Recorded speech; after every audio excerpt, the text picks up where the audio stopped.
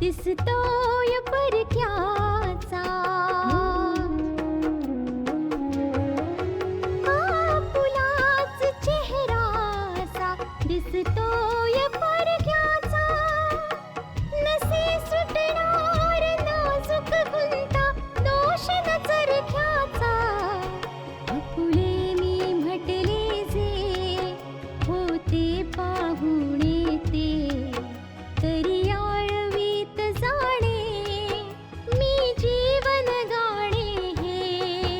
रेखा ही भाग्याची, रेखा ही भाग्याची, रेखा ही भाग्याची, रेखा ही भाग्याची. आतापर्यंत आपण पाहिलं आशा तिचा भूतकाळ विसरून सोहनलालच्या घरात राहते. गायत्री आशिषवर भडकलेली आहे. नानाजी आशाला बघायला येतात. त्यांना नाही वाटत की आशिष विषयीचं वास्तव गायत्रीला कळावं. कामिनी पोलीस कमिशनरशी बोलते. नाना सोहनलालच्या घरी आशाची अवस्था पाहून चिंतित आहेत. आता पुढे कोणती ना कोणती गोष्ट तरी आहे जी सोहनलाल लपवतोय, आणि माझी इच्छा आहे की हे सत्य आशिषच्या द्वारे सगळ्यांच्या समोर यावं. नाही बेटा, आशिषला या धर्मसंकटात टाकता कामा नये. बेटा, काहीही झालं तरी सोहनलालचे आशिषवर खूप उपकार आहेत. आशिष कदाचित या गोष्टी करता तयार नाही होणार, आणि बेटा आपण सुद्धा त्याला यासाठी भाग पाडता कामा नये. त्याशिवाय बेटा, सत्य समोर आणायचे आपण इतर रस्ते देखील शोधू शकतो ना. ठीक आहे बाबा, आपण दुसरे मार्ग शोधून काढू. पण एक गोष्ट तर नक्कीच आहे की आशाला तिथून बाहेर काढायचंय आणि इथे घेऊन यायचंय. हो बेटा, माझी देखील हीच इच्छा आहे. सोहनलालच्या समोर मी काही बोलू नाही शकलो, पण आशाला इथे आणण्यासाठी पुढाकार तुलाच घ्यावा लागेल बेटा. हो बाबा, मी उद्या सोहनलालच्या घरी जाईन. मी आशाला आमच्या घरी परत घेऊन येईनच.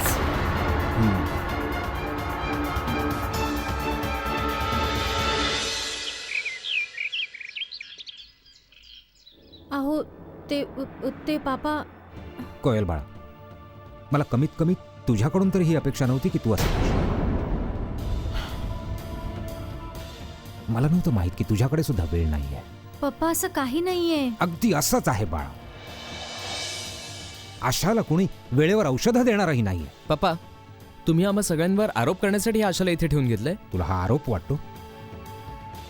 यापेक्षा तर बरं झालं असतं की तुम्ही आशाला आणलंच नसतं. तुला जेवढी अक्कल आहे तू तेवढंच बोलणार रे. म्हणूनच मला हे म्हणावंसं वाटतंय की ही माझी ऑर्डर आहे आणि तुम्हा सगळ्यांनी ती ऐकावीच लागेल.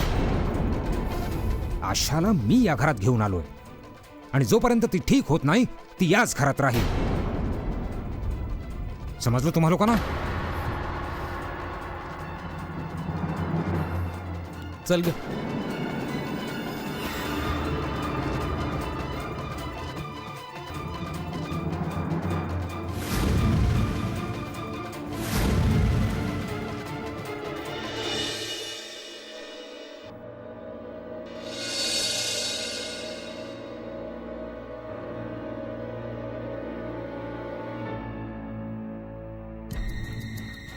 वेळ आणि परिस्थितीचा प्रश्न असतो बेटा, पण तुला या गोष्टीचा अंदाज येऊ नाही शकला. की माझ्या शीलाच्या मनाला काय यातना होत असतील. आशा हॉस्पिटलमध्ये पडून होती. जर तू आशिष आणि शीलाला भेटण्यापासून अडवलं नसतंस तर आज माझी मुलगी घर सोडून गेलीच नसती रे.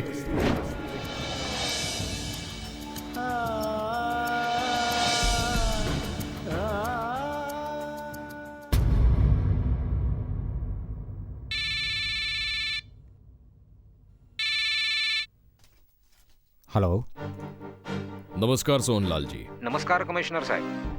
अचानक आमची आठवण कशी काय झाली? ते आशा आणि अजयच्या केस बाबतीत इन्स्पेक्टरला तुमच्याशी चौकशी करायची आहे. त्याचं असं आहे की ही केस दिवसेंदिवस जास्त गुंतत चालली आहे. अँड आय सपोज आशा अजूनही तुमच्या घरातच आहे. कमिशनर साहेब, ती माझी मुलगी आहे आणि तिची देखभाल करणं माझं कर्तव्य आहे. मी कधी म्हटलं की तुम्ही तुमचं कर्तव्य करू नका म्हणून. पण या गोष्टीची काळजी घ्या की कायद्याच्या कामात काही अडचण नाही येणार. हे काय बोलताय तुम्ही कमिशनर साहेब? तुम्ही हेही विसरलात की तुमचे आणि आमचे किती जुने संबंध आहेत. म्हणूनच तर मी तुम्हाला फोन केलाय, जेणेकरून मी स्वतः तुम्हाला सांगू शकेन की मी इन्स्पेक्टरला ऑर्डर दिली की ही केस लवकरात लवकर सॉल्व्ह व्हायला हवी. अखेर आपण कुठवर आशाची स्मृती परत याची वाट बघत थांबू शकतो ना? हो ठीक आहे कमिशनर साहेब, जशी तुमची इच्छा. अहो, माझी काय हरकत असणार आहे यात? लवकरच इन्स्पेक्टर तुमची आणि आशाची चौकशी करेल. कायद्याची मदत करा. कायदा सगळ्यांचाच आहे आणि कायद्याला तर ते लोक घाबरतात ज्यांनी कधी कायदा तोडला असेल. तुम्ही तर कधी असं काम नाही केलंय ना. तर माझी इच्छा आहे की तुम्ही इन्स्पेक्टर तायडेंना पूर्ण सहकार्य द्यावं. हो कमिशनर साहेब, जसं तुम्ही म्हणताय अगदी तसंच होईल. नमस्कार. नमस्कार.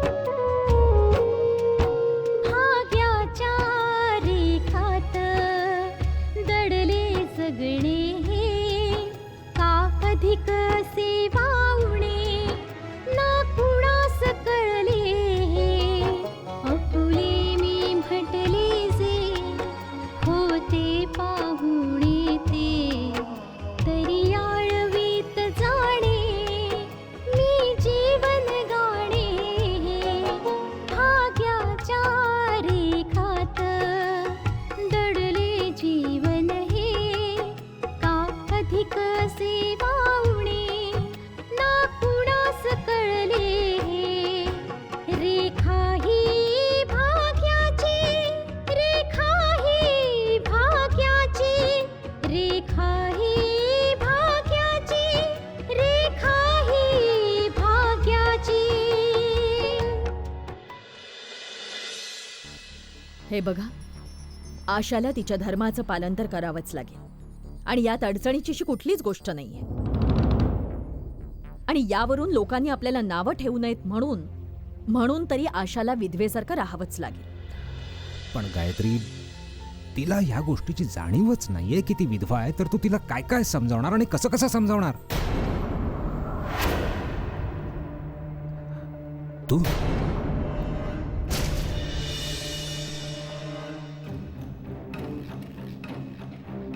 तू इथे? हो, मी इथे माझ्या सुनेला भेटायला आले.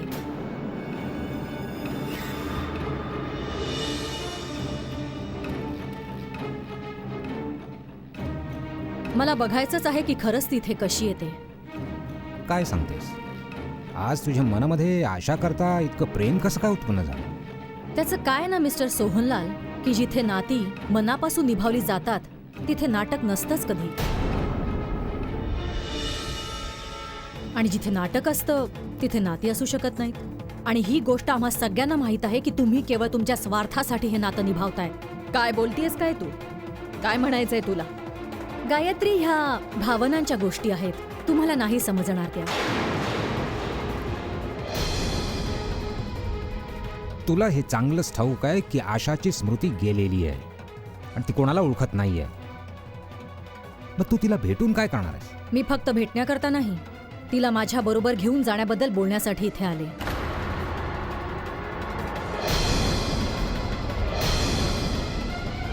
रेखा ही भाग्याची. तुला हे चांगलंच ठाऊक आहे की आशाची स्मृती गेलेली आहे आणि ती कोणाला ओळखत नाहीये. मग तू तिला भेटून काय करणार आहेस? मी फक्त भेटण्याकरता नाही, तिला माझ्या बरोबर घेऊन जाण्याबद्दल बोलण्यासाठी इथे आले.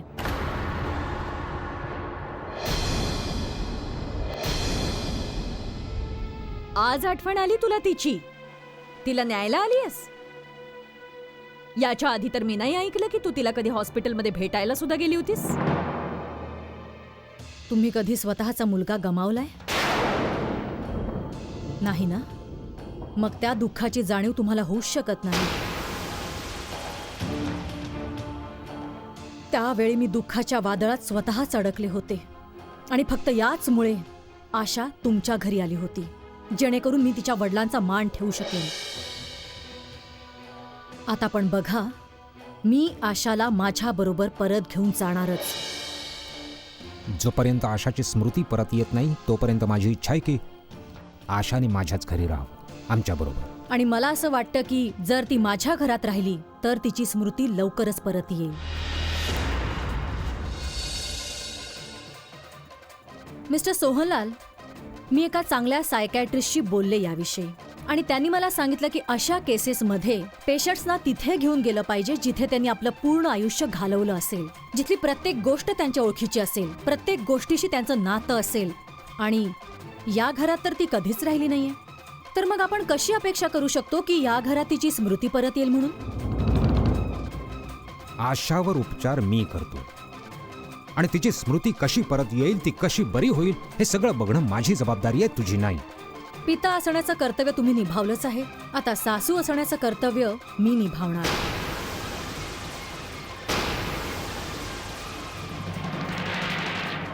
म्हणूनच आशा आजपासून माझ्या घरात राहील. तू काय आम्हाला धमकी द्यायला आलीयस की ऑर्डर सुनवायला आलीयस की तू आशाला घेऊन जाणार आहेस? आशा कुठेही जाणार नाही, इथेच राहील ती आमच्या घरात. तुला काही दिवस थांबावं लागेल. आत्ता तरी आशा आमच्याजवळ, आमच्या घरीच राहील. आशा माझ्या घरी जाईल.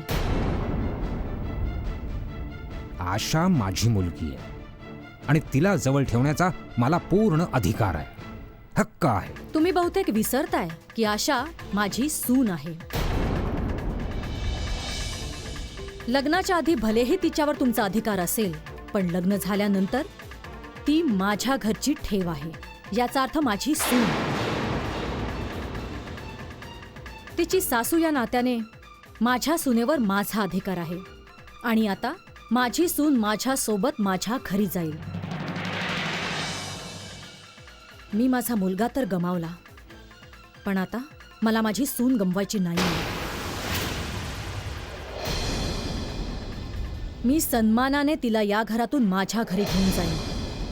आजचा दिवस तुम्ही यावर विचार करा आणि हो, तिच्या इथून पाठवणीची तयारीही सुरू करा, कारण उद्या मी तिला माझ्या बरोबर घेऊन जाणारच.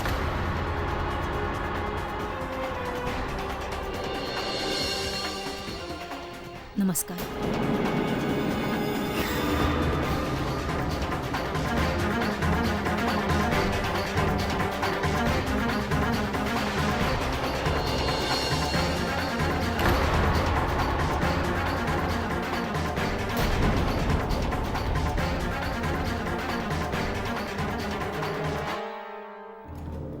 तायडे, आता शीला मेहताच्या अचानक गायब होण्यामुळे या केसला नवीनच रंग आलाय.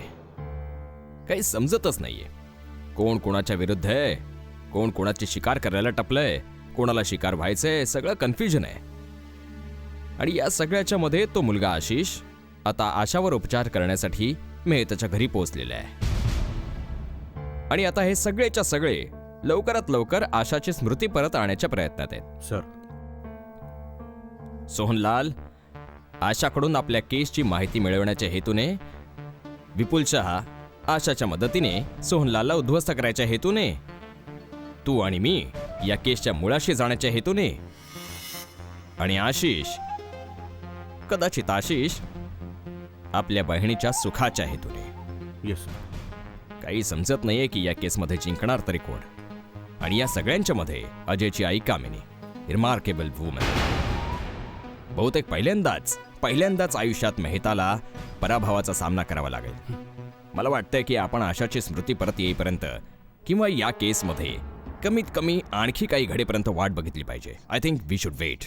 कोणी ना कोणी कुठे ना कुठे काहीतरी चूक नक्कीच करेल. नाही सर, मला वाटतं की यामुळे ते कॉन्फिडंट होतील आणि असं काही करून बसतील की आपल्याला पस्तावावं लागेल. You are not getting me ID. हीच तर इच्छा आहे माझी की विपुल शहा आणि मेहता यांनी काहीतरी चूक करावी आणि ते करतील, चूक नक्कीच करतील. आणि जसे ते चूक करतील आपण त्यांना रंगेहात पकडायचं.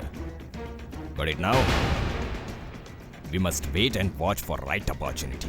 You are right sir. रेखा ही भाग्याची.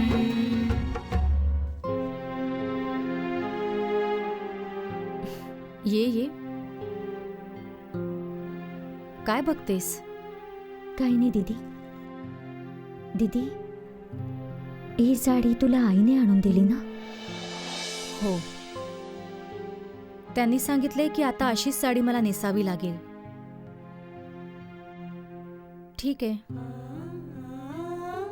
कोयल, मला इथे बसून बसून घुसमटल्यासारखं होतं. आपण कुठेतरी बाहेर मोकळ्या हवेत फिरायला जाऊया का? हो, का नाही दीदी? चला ना. जाऊया.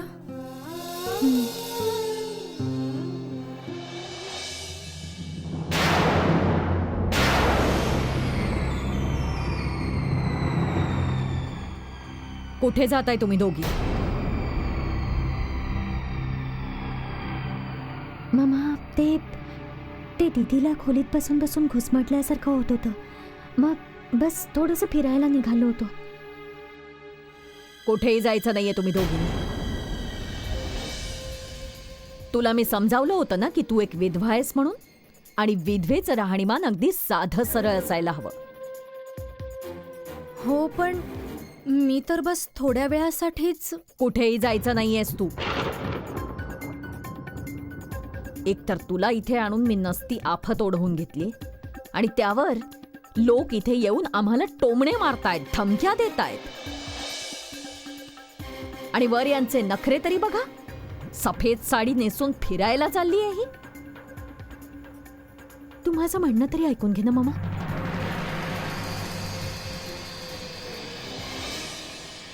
आजपासून तू खोलीच्या बाहेर पाय ठेवायची हिम्मतही करायची नाहीस. भगवंताने तुला हे जीवन दिलंय आणि तुला हे असंच जगावं लागेल. समजलं तुला?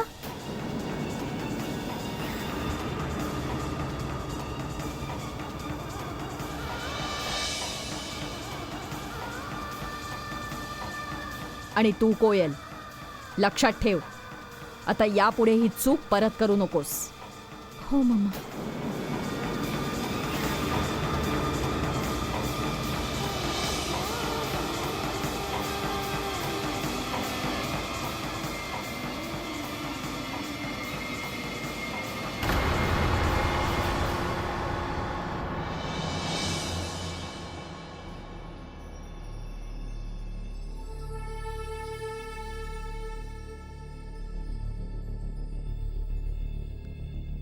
काय झालं डॉक्टर आशिष?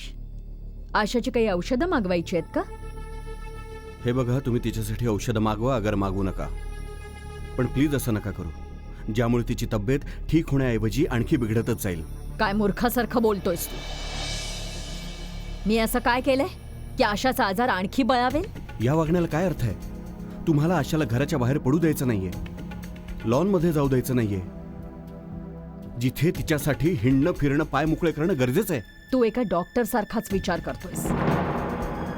मी तिला अशासाठी नाही म्हटलं कारण तिच्या सुरक्षेची जबाबदारी आमच्यावर आहे. ठीक आहे, आशाच्या सुरक्षेची जबाबदारी तुम्ही माझ्यावर सोपवा. हे बघा, सुरक्षेचा अर्थ हा नाही की तिला एखाद्या कैद्याप्रमाणे बंद खोलीमध्ये ठेवलं जावं. म्हणजे आम्ही तिला कैद्यासारखं बंद करून ठेवलंय? होच मुळी, मला तर असंच वाटतं. ज्या तऱ्हेने तिला बंद खोलीमध्ये राहण्यासाठी भाग पाडले जाते असं फक्त एका कैद्या बाबतीतच होतं. आणि ते जेवण जे तुम्ही तिला जेवायला लावता, असं जेवण तर कैद्यांनाही खायला नाही घातलं जात. अशी तर घुसमटून मरून जाईल ती. मग मरून जाऊ दे. आणि तू खूप वटवट करायला लागलायस तू. मी तुला सांगितलं होतं ना, तुला इलाज करायचा असेल तर कर, नाहीतर तू इथून जाऊ शकतोस. मी आशावर उपचार केल्याशिवाय इथून जाणार नाही. काय? तू आहेस तरी कोण रे आमच्या घरगुती गोष्टींमध्ये लुडबुड करणार? तुला आशाचा इतका पुळका यायचं कारण आजवर मला कळू शकलेलं नाहीये. कोणत्या अधिकाराने तू हे म्हणतोयस की तू इथून जाणार नाहीस आशावर इलाज केल्याशिवाय? मला अधिकार आहे आशाच्या बद्दल बोलायचा, तिच्याबद्दल विचार करण्याचा, तिची काळजी घेण्याचा मला पूर्ण अधिकार आहे, कारण मी तिचा भाऊ आहे.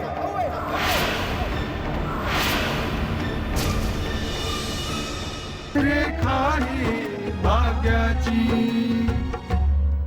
कोणत्या अधिकाराने तू हे म्हणतोयस की तू इथून जाणार नाहीस आशावर इलाज केल्याशिवाय? आशाच्या बद्दल बोलायचा, तिच्याबद्दल विचार करण्याचा, तिची काळजी घेण्याचा मला पूर्ण अधिकार आहे, कारण मी तिचा भाऊ आहे. आणि आशा माझी बहीण आहे. हे सत्य आजपर्यंत तुम्हाला सांगितलं नव्हतं, पण आज सांगतो. आशा माझी बहीण आहे. आणि आशावर जो जुलूम होतोय तो मी मुळीच सहन नाही करणार.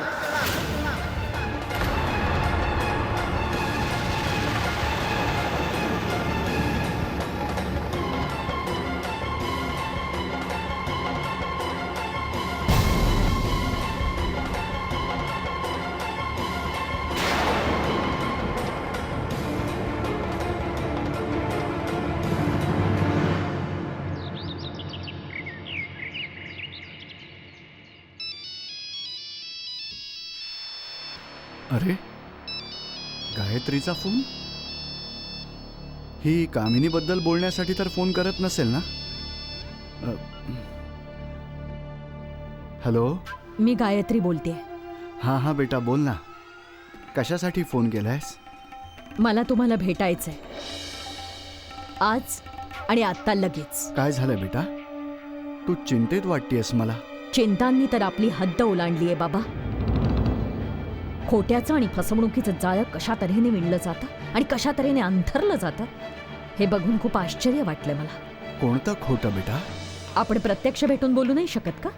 प्रत्येक गोष्ट फोनवर नाही बोलता येत. ठीक आहे बेटा, मी कधी म्हटलं आपण भेटायचं नाही. मी तर घरीच आहे. मला असं म्हणायचं होतं की तुम्ही इथे यावं. मला का बोलवतेस बेटा? हे घर सुद्धा तुझंच तर आहे.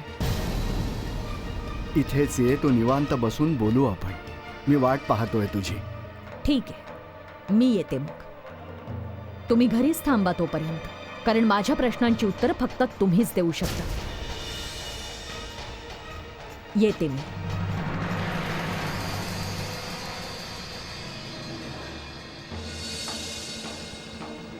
असे कोणते प्रश्न आहेत ज्याची उत्तरं फक्त मीच देऊ शकतो? बघूया.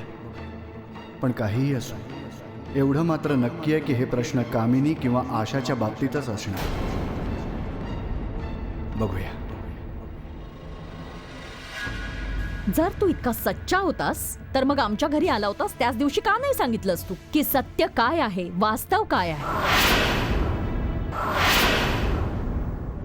कोणतं वास्तव, कोणतं सत्य? हे डॉक्टर आहेत की नाही हे तर मला माहिती नाही, पण सत्य तर हे आहे की हा तुझा भाऊ आहे.